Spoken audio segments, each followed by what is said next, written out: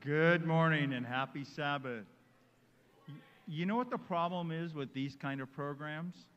Maybe you already know, but having taught at a boarding academy for many years and going through many alumni weekends, when everybody comes back and you see somebody you haven't seen for a while, guess what you have to do? Talk, pat them on the back, catch up with all the news. So the talk goes on and on and on. Thank you. And those of you online, we welcome you this morning. Thank you for being here. We're going to get started. We have a number of very interesting stories to hear from different perspectives. I was thinking about that, 150 years. I think of myself as kind of old, but I don't even come close to 150 years. So this is exciting news to be here. Welcome to our 150th anniversary day. This has been planned. I want to thank Pastor Jim and those who worked with him for putting this all together. Thank you so much. I'm glad for all the participants here today. Let's begin by inviting God to be with us, if you'll bow your heads. We're grateful, God, that this church has succeeded for so long, that in this community we can represent you in our small and humble and often fractured way. We again want to pray for your presence to be here with us, not just in the room, but in our hearts and in our lives. Thank you for being our God and for leading us in the past and having assurance of the future with you. Thank you. In Jesus' name, amen. We're going to start off looking back and then looking forward. Pastor Ted Calkins has been working on this for a while and is going to have us look backward. And you heard some of his research already when we got up here in front and talked about some of the dates. And Pastor Ted's going to share with us, I think, some videos or PowerPoint too. So thank you. And then after that, we're going to look forward with Pastor Ray. So these two gentlemen are going to help us out now. Thank you very much, Lyle. What a joy it is to be here today and to think back 150 years of what happened. Actually, our story begins a long time before that when John Loughborough had a dream about California, but I can't tell you about that dream. I'll just say that kind of gave him perspective, that he sold everything that he owned practically so he could go on a trip to California. And then he went to the General Conference to see if they thought he ought to go too. And he did, and I'm so thankful that he did and got on that steamer in 1868, went around to the Isthmus of Panama, took the train across. There was no Panama Canal, got in here, and then he arrived in San Francisco. Another dream from they saw this package come here, and one of the big things was a tent. What do we do with a tent, this huge tent? Well, somebody had a dream in Petaluma about a preacher with a tent. And so they inquired, is there any tents that have come in San Francisco delivered? Oh, yeah, I'll show you where it is. And they brought him there, and they got in touch with the guy that had the dream. And he says, don't show it to him. Don't tell him about my dream, but bring him to my house, and I want to see if that's the same person I saw. And you know it was. Isn't that a miracle? And 7 churches later, we come to the time of Napa, okay? And I'd like you to take your bulletin here that's been lovingly prepared for you, and look at the back here, and these dates here. I'm not going to give you a test, but maybe Barrett might. Okay, Marvin, what did you know about John Loughborough? I never met him personally. Really? Close. I know you're really old. Close. But when I was here, I got a phone call one day from Arkansas. They were dismantling a desk, and an envelope fell out of the back of the desk. And it was the original letter that Jay and Loughborough wrote organizing this church and a list of the charter members. And they asked me, do you have any interest in it? Duh. Where is it? Oh, we've got it here. It's on display. It should be out in the foyer somewhere. Okay. We'll look around in the foyer. I got some stuff in my car that I haven't returned yet, but I just got it yesterday. Don't get started. You only got 10 minutes. How long? Siri, set the timer for 10 minutes. 10 minutes. Counting. Okay, here we go. I'm going to sit down when the timer goes off. Is that all right? You already used up 4 minutes before you set that. What can I say? You were talking most of the time. No, I won't argue with you. Okay, so here we have John Loughborough, 150 years. Now let's see there. Okay, 150th anniversary. May 1873, the opening night of the tent meetings at Fuller Park. How many of you been to Fuller Park? Okay, how many trees are there that you can look at? That's a question. Now then, there is an interesting book that I've read by Macomber. He's the one that did a doctoral dissertation of history of Adventism. He got his doctor's PhD at UCLA. And then it had all the footnotes in it. Then he decided to write it so you and I could understand it. And just listen to this story. At the northeastern point of San Francisco Bay, about 30 miles from San Francisco, is Vallejo. My backyard is in Vallejo. A few miles farther north lies a beautiful Napa Valley and of the grape growing and winery industry of California, directly east across a low-lying mountain range from Santa Rosa. Is that what it looked like this morning when you drove here to Napa? Okay. May 1873, the newly organized conference began the summer campaign of evangelism by erecting a new tent. They wore out the first tent. This was a new tent in the city of Napa, the county seat of city of about 4,000. Although there was opposition, the meetings drew great crowds, and a church of 50 members was organized. And the latter part of the tent was moved to St. Helena. That was the next church. So there we go. Now then, what did the community think about all of this? Well, they heard about all these strange titles, and when John Loughborough came 50 years later to celebrate that first celebration, he spent about 5 minutes in each one of these topics and told them what the texts were and what the sermons were all about. I'll just read a couple of them. The Second Coming, Modern Spiritualists, Protestant Ecumenical Council, Bible Harmony, different way to spell harmony, illustrated by pictorial charts. And there's a pulpit there that Ellen White preached from, that many other preachers preached from, and there's a stick that's, I don't know where, I haven't found it yet. It's probably somewhere around the church here. But you pull it out, and they would point to the different parts of the chart so you know where to go. Something like having a mouse so you can see what's going on here. Fuller Park, 41 different varieties. How many of you knew that? Okay, you can go there. It's a lovely place to go. That's what it looked like this past week. Now then, the Seventh-day Adventist Church of the California Conference was organized in 1873. James and Ellen White were living here at that particular time. The General Conference had sent them here to do that, to get the work going. Because after all, gold was discovered in 1850, right? So you kind of get this, all these people moving in and so forth. So John Loughborough came and was the first president, and he came and organized this church. Now, he only had about a second or third, fourth grade education, but he was self-taught, and he could write out all these declarations and so forth for these different churches that had got organized, and it sounds so good, the county clerk would say, oh, wow, that's pretty cool. I can read your writing, and so forth. They didn't have typewriters right then. So anyway, in 1874, the SDA church in Napa was dedicated. It was debt-free, and Ellen White was there to preach the dedicatory sermon. Amazing. Okay. And these are the people that were there. Charter members of the Napa Church in 1873. Okay. Now, then that's behind a picture. I took apart a picture, and that was behind the picture. Now, the Napa Register said, west side of the church, it's sort of like a legal description of what's going on there.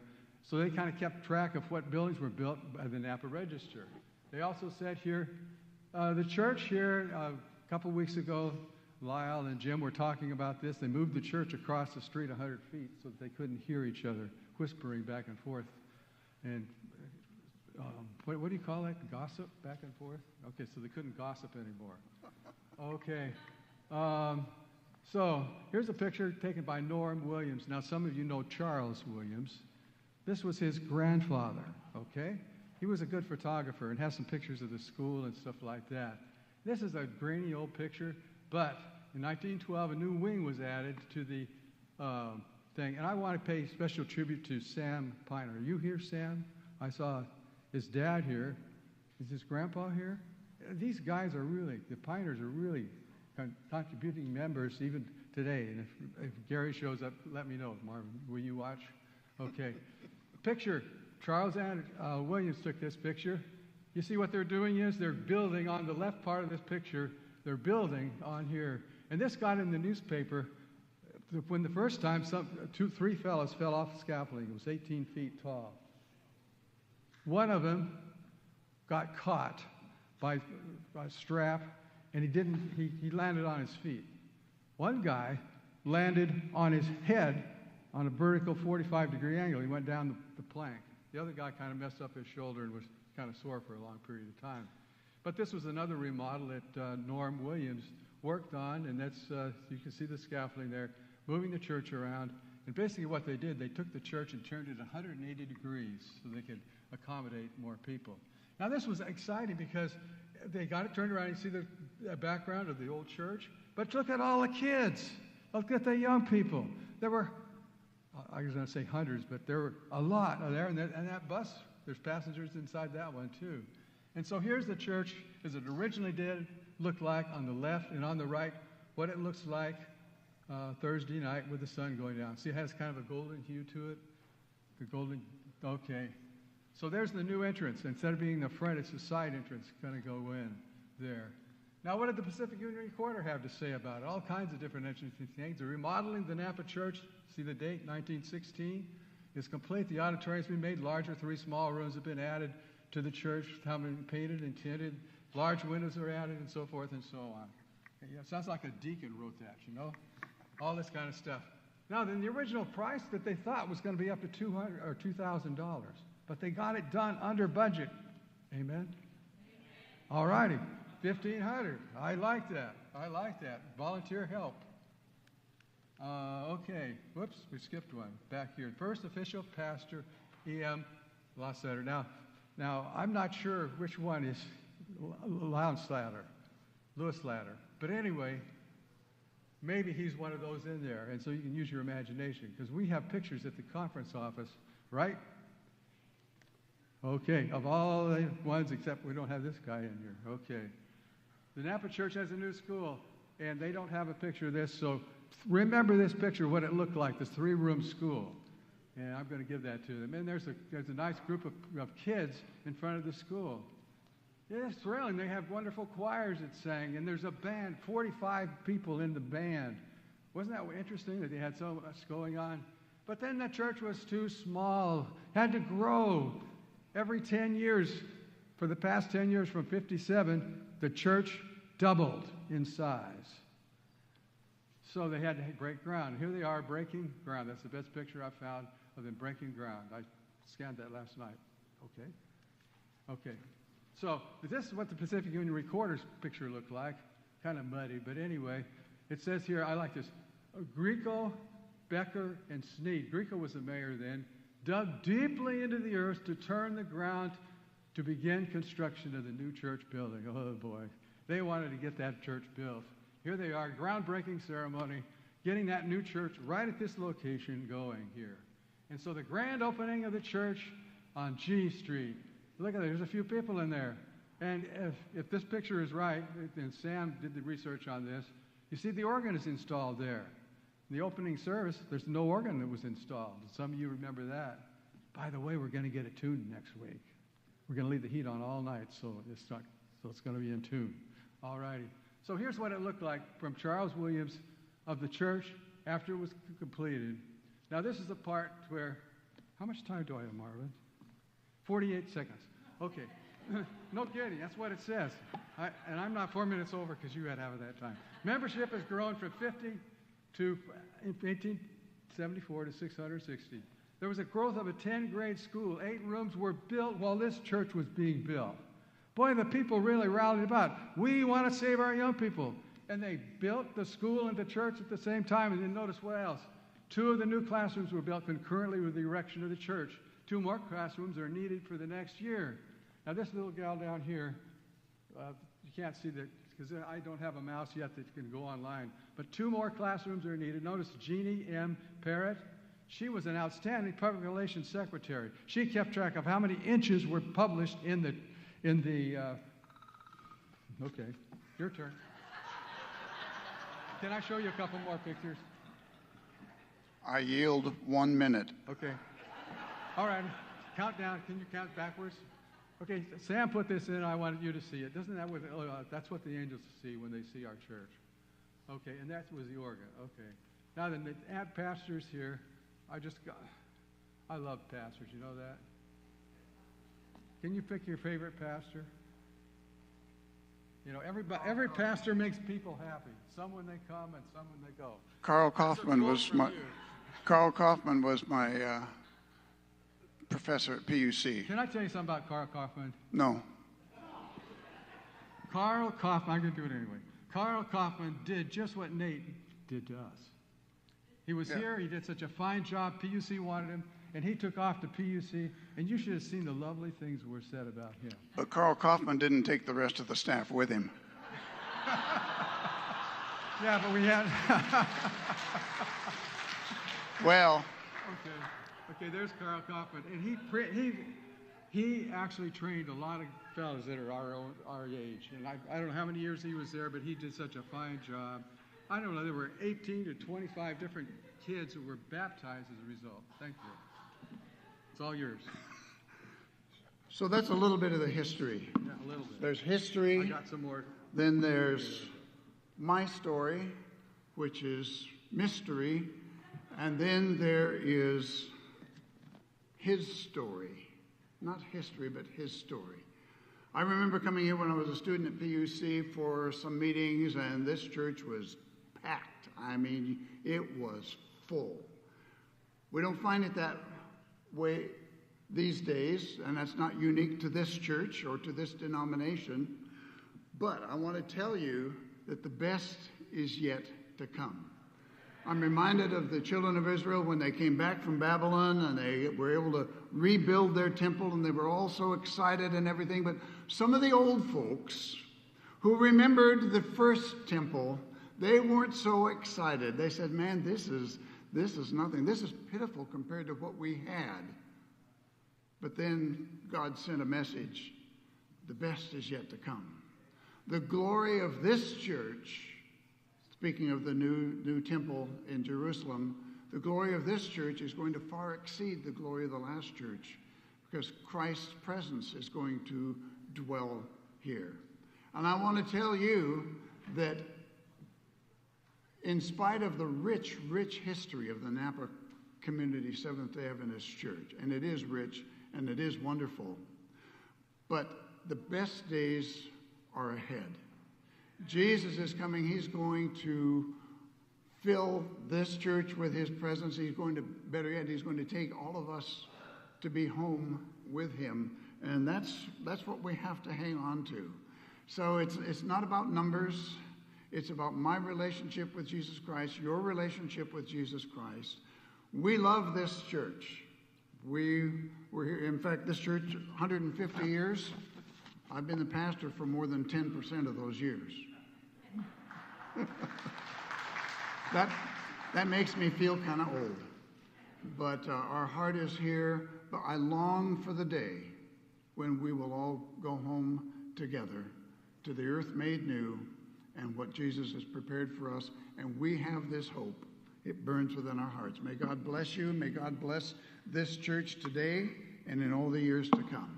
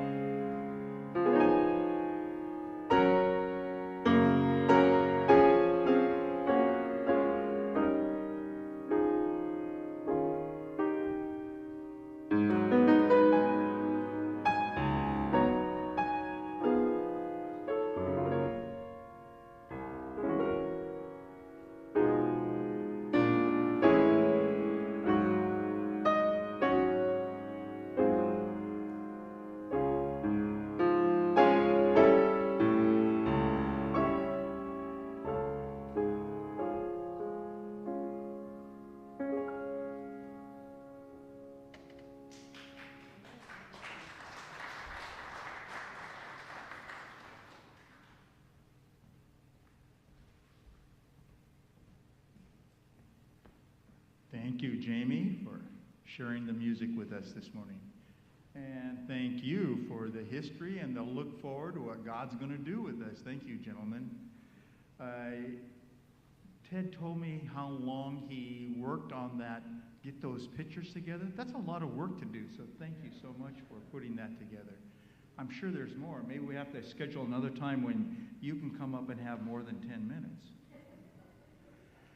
So in the 1960s, I lived in Vallejo and attended the Vallejo SDA Elementary School. My father was the pastor of the Vallejo Central Church. And I remember my father saying at the time, you know, Napa did things right.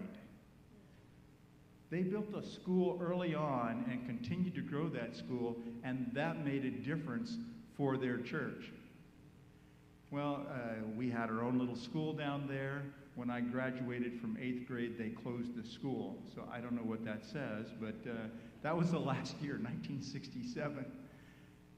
I am glad that Adventists have made an emphasis on education.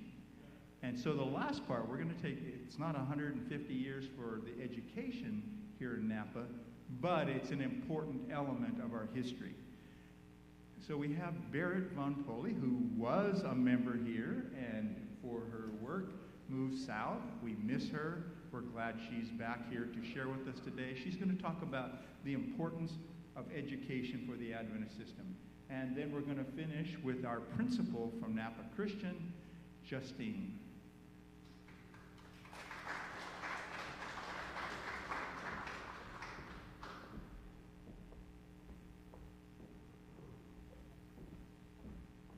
So unless a vote has happened that I'm unaware of, I think I am still a member. If I'm not, we have a problem. But anyway, it is good to be with you this morning. And I want to go back a little bit more than 150 years. When the Advent movement started in 1844, it was a really exciting time.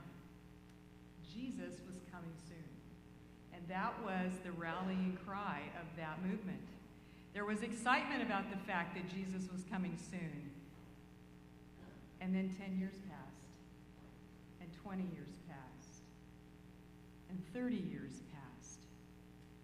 And there started to be some concern about what we would do with passing on our beliefs to our children. Because those who had started the movement were now middle-aged. Make sure this works. Do we have slides?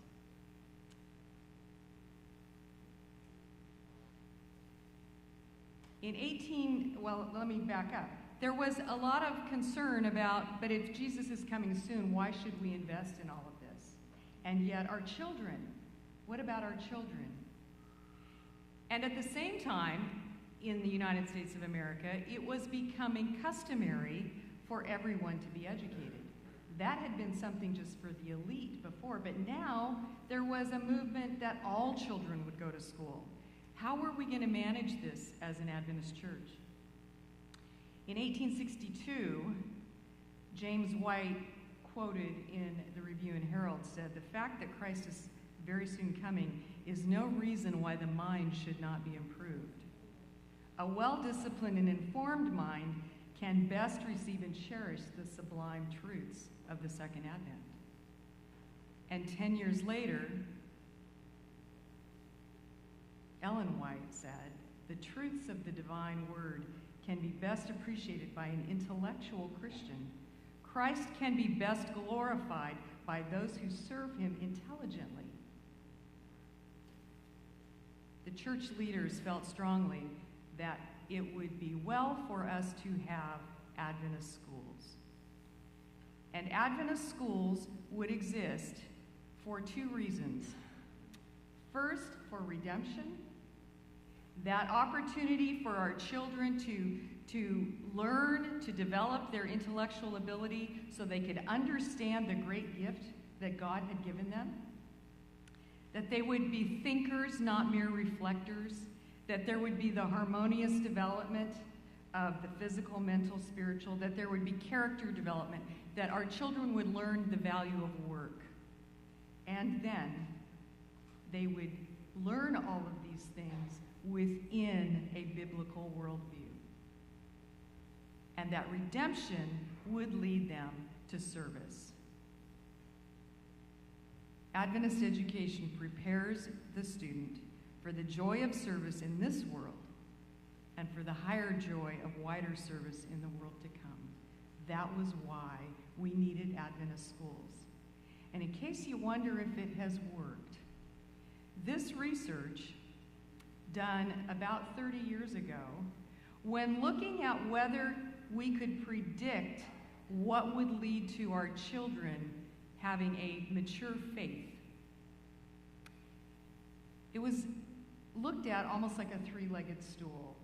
If there was a Christian home, a strong church, and an Adventist school. If just one of those existed, there was about 55% chance that children would grow up to have mature faith. If two of them existed, it rose to 69%. If all three were in place, 75% chance that our children would grow up to have a mature faith. So that was the basis for why Adventist education started. It's interesting that if you track the timeline here in Napa, it followed almost a similar progression. The church started in 1873, and it was 30, 40 years later that there was this sense that we needed to have a school so that we could ensure that our beliefs and our values were being transmitted to our children. And so, let's learn more about Napa Christian Campus, which has had many names over the years, but you know it today with Justine's leadership.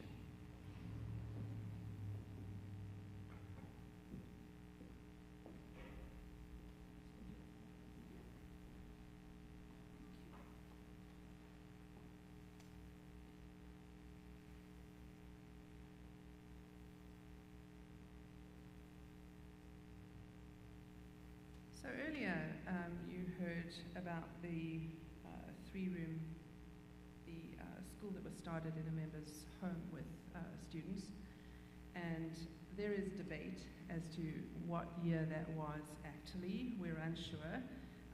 When you speak to the older alumni, there's a battle that goes on with that. Nobody quite agrees where that happened. Eventually, in 1923, the church purchased a building on Franklin Street, which actually still exists. It's still there. And it converted it into a three-room school. And at 1945, then we looked for some new land. And that's where we ended up with the school on Pine Street, which we now have and which we know. In 2003, our school expanded to a K-12, and our first senior graduates marched in 2005.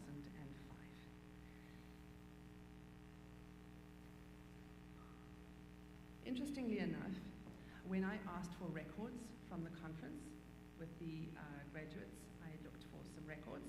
I wanted to see how many graduates for every single year from the beginning of the school. First one I could find was in 1934.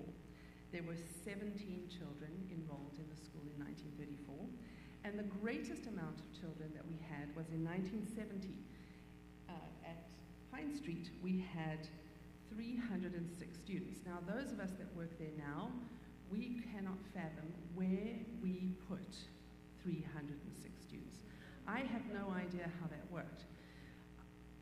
How many students were in one classroom?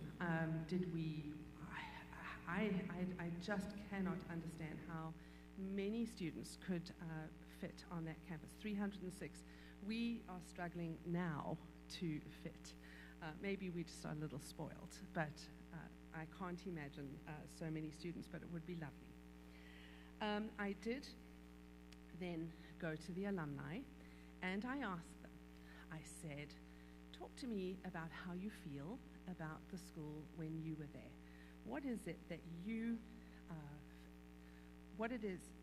feel about the relationship between the church and the school back then, right?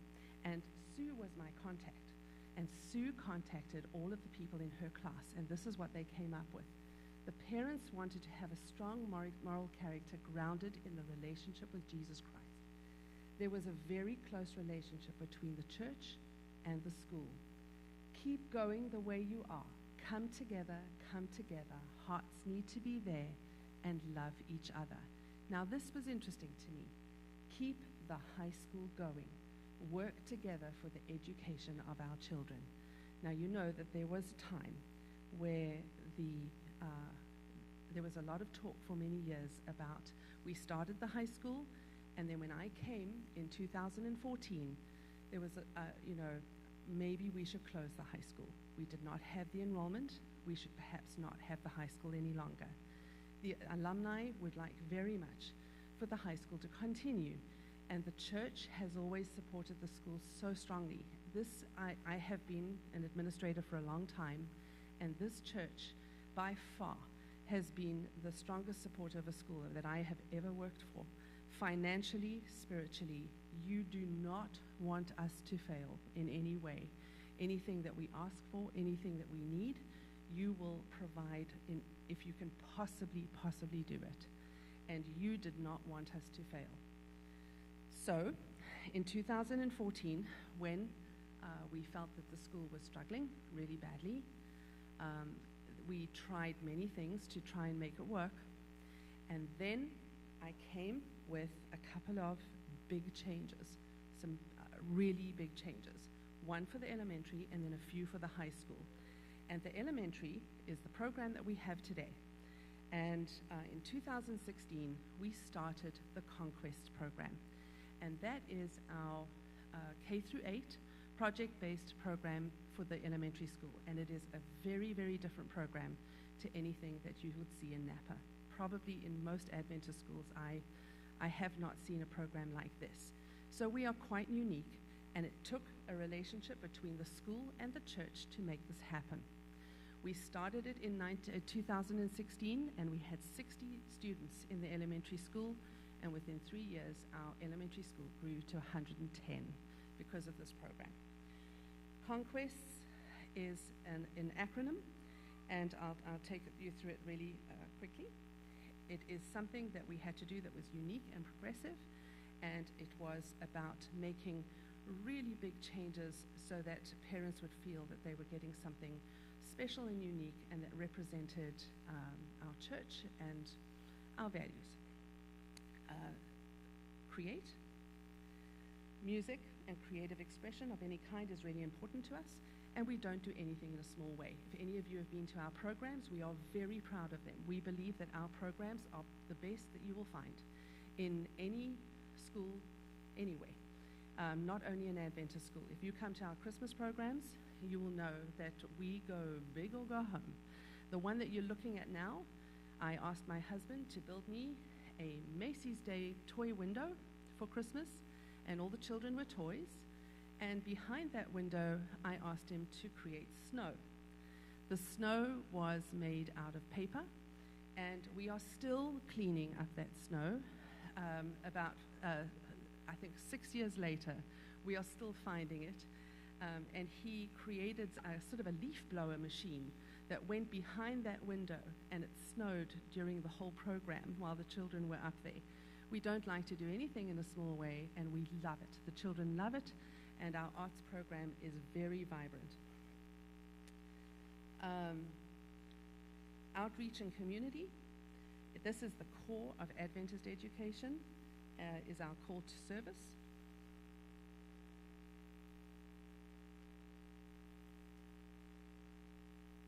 We've stopped working. There we go.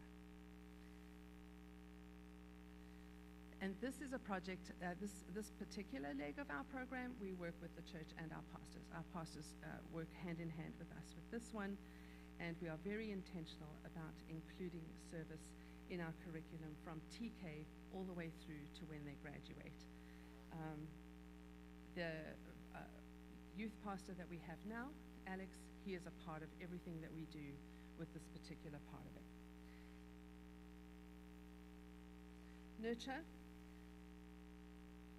Nurture happens every single day. at school. We have a farm, a garden, and an orchard, and we have indoor plants and animals. And the children have to do work for about half an hour every day in their groups. So we have a sustainability on how to take care of the planet, and here they are upcycling material in the picture that you see here. Animal husbandry, a sense of daily responsibility and appreciation for the animals that God has given us. It is essential for students to know where their food comes from and how to cultivate a quality product. And not everyone lives on a farm, and it is important for them to be exposed to a wide variety of plants and animals. You must understand that a program like this takes volunteers and is very resource rich. So we are constantly having to update, upkeep, and provide for this program and facilitate so that the children have stuff to do every single day to make sure that they keep up with this program on campus.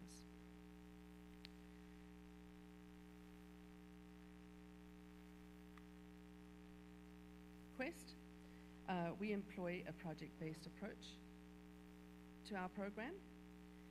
The projects must be engaging and challenging, which means it is also a very resource-rich dependent. This style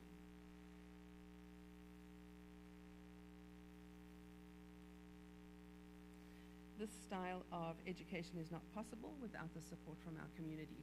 So you can imagine, without textbooks, we are using stuff. We are using buckets and apples and paper mache. Our lessons are constantly using materials like this, and we are putting the children in groups and evaluating them this way. Understand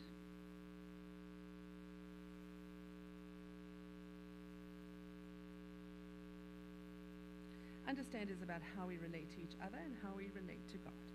Every Friday, the youth pastor comes and does chapel with us in our elementary school for weekly chapel. Experiencing Jesus in the hidden curriculum, that means we do not, the character of God does not start and stop with the Bible class. It permeates everything that we do at Napa Christian in the way that we relate to everybody, everyone that walks into the office, in every single thing that we do. We are particularly proud of our Koinonia program, and that is once a month, K through 12. Gets together in family groups. This is one family group that you can see on the slide, and that is about 12 children, and they, right now, in that activity, that the instructions were get into your order of tallest to shortest. They are getting to know each other there.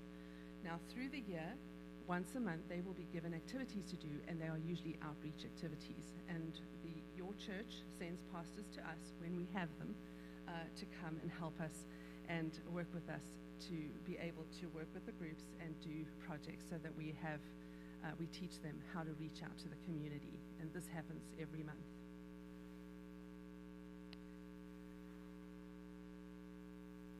Our Veterans Day program is one of the best in the whole of Napa. In fact, we have other members of the community come to our Veterans Day program, including the members of Navari. It's wonderful. If you haven't been to our Veterans Day program, we would love you to come. It's very special. And of course, enough said. It is our favorite program of the year is Grandparents' Day. We have several programs like this, outreach to our community. A large part of our Conquest program is experience, and that is our structured play. We have a playground that is a natural playground where the children do not play with a ball. This is where they climb, they dig, they can play with water and mud. It's an absolute... Imagine when you were younger and you would play outside. That is the environment that we are creating for our children, so that they are not in front of screens, their phones. They are not just sitting on concrete. This is where we want them to get dirty. This is the point. We want children to play. This is play-based learning, problem solving.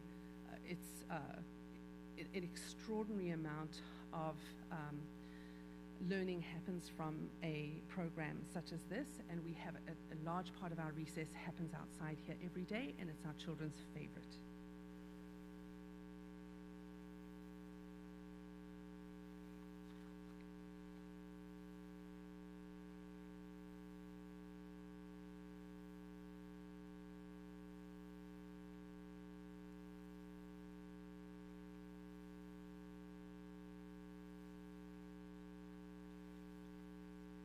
Leadership skills, conflict resolution, it's a wonderful thing. Makes a big change to our discipline too. Our STEM program is expanded into STREAM, which is science, technology,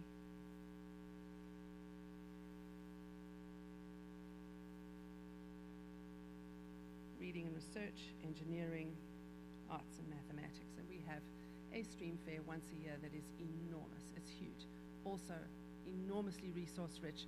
We allow our children to drill things, saw things, hot glue gun things, and we build. We have done a STREAM fair that has involved architecture, and we have built structures that are huge.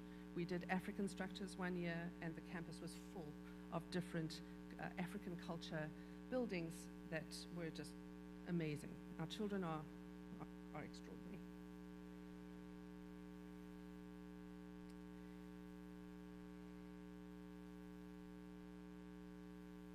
Am I pointing at the wrong thing, do you think? Thrive, this is part of Conquest that is all about how to be healthy, body and mind, and Adventists are great at this, and we are very intentional about including it in our program. Nutrition, farm to table, and life skills. Exercise, air and sun,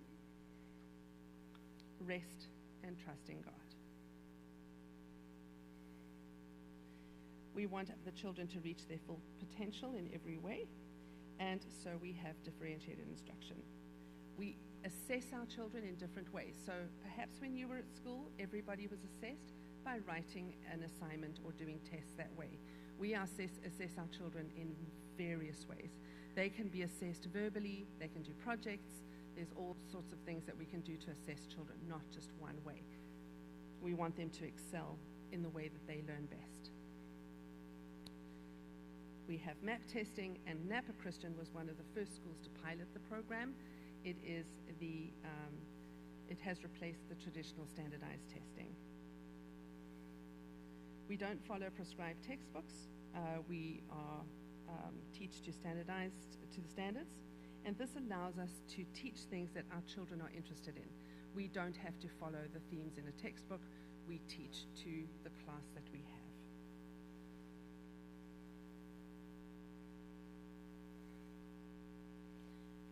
Quests. So once a month, we have a quest with K-8, and we shut the school down for a day, and we rotate groups, and it is a rotating group style sort of event. And we have, this is example of two of them, Johnny Appleseed Day and Camping K through 8. We had the whole K through 8 sleep overnight on the field in tents. It was a thing, and we do that every month. Campaigns K through 12, we try and do one every year, and it is a whole cross-curricular initiative. Streets of Bethlehem was done in 2017, and we did the Renaissance Fair in 2019, and that is a K-12 thing that we do.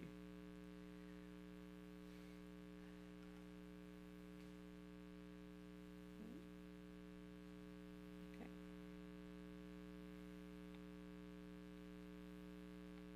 Big changes were made in the high school program, and this resulted in 2019, we graduated the biggest class in the history of the school. There were 26 graduates, and we have consistently graduated large classes since then.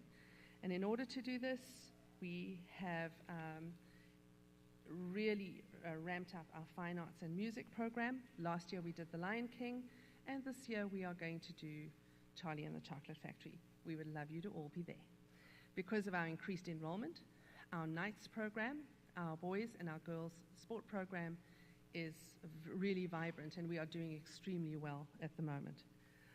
Our relationship with the prolific prep basketball team, we house the best, some of the best players, basketball players in the country, and we have 3 boys right now in the NBA, and next year we expect to have more.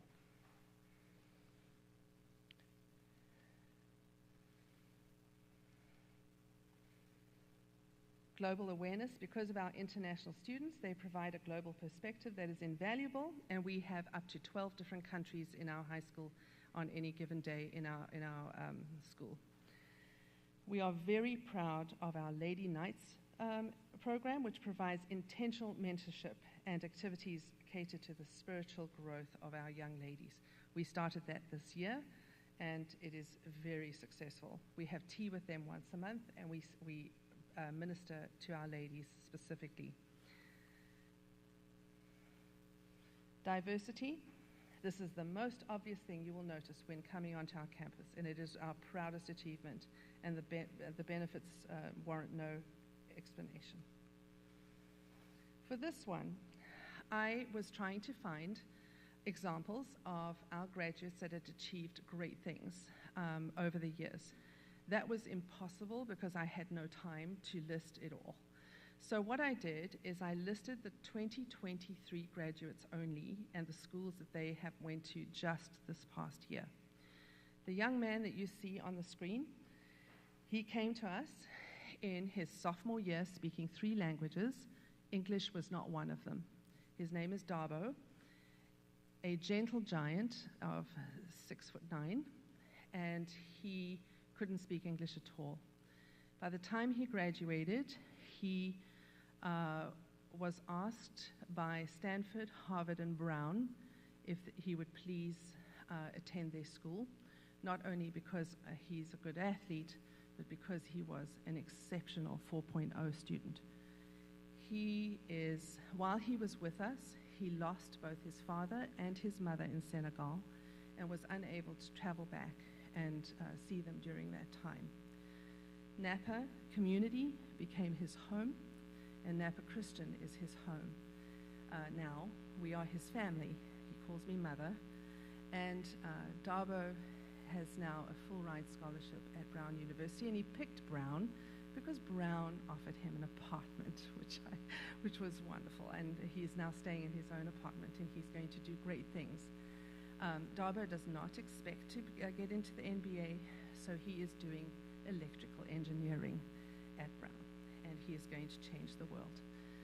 Dabo, at graduation, if you remember, he came here. He is a Muslim child, but he was here during graduation. He offered the prayer during the graduation ceremony here in this church, and he has been exposed to Christianity. He understands our religion, and he understands and has now found a home in our community and in our church.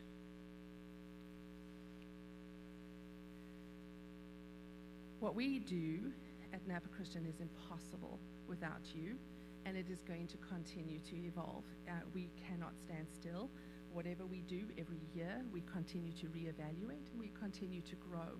And we can't do it without you. Everything we do means that it is important that you are a part of us. We are nowhere near to the dreams and the visions that we have for what we need for our school. So thank you for what you have done for us.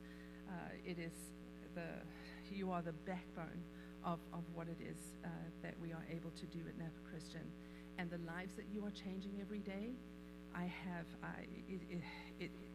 It makes me feel emotional. It is overwhelming, but this is your greatest mission field. It is your best work that you do is for this school. So thank you for everything that you do.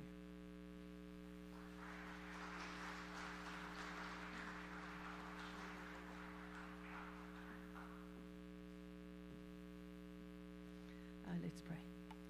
Heavenly Father, I want to thank you for the work that you've given us to do. I want to thank you for the church and the school and the relationship that we have together, for the strong bond that this church has with the school, and the passion that it has for us to succeed. Thank you, Lord, for the members and the priority that they have placed on this work. We love you and we thank you. We thank you for this day, that we can be together and that we can worship together, and all the blessings that we are going to achieve. We love you. Amen.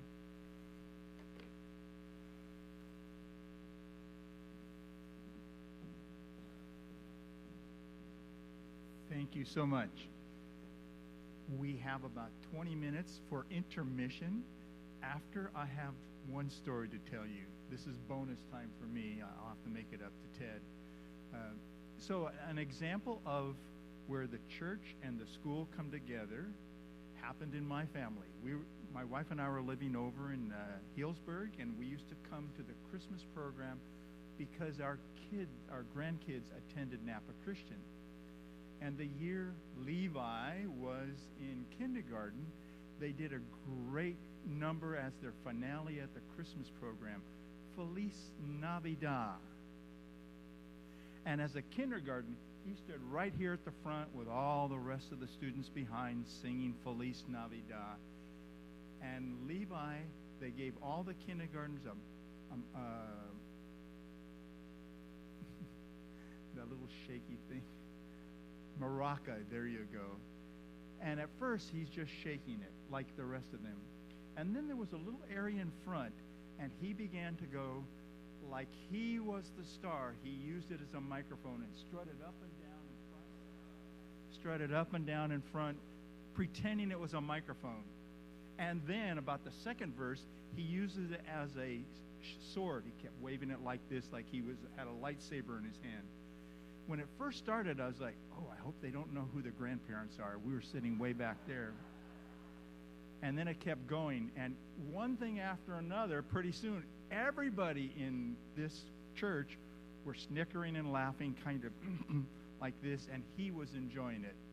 And as a finale, somebody up here in front said, I think his grandparents are here tonight.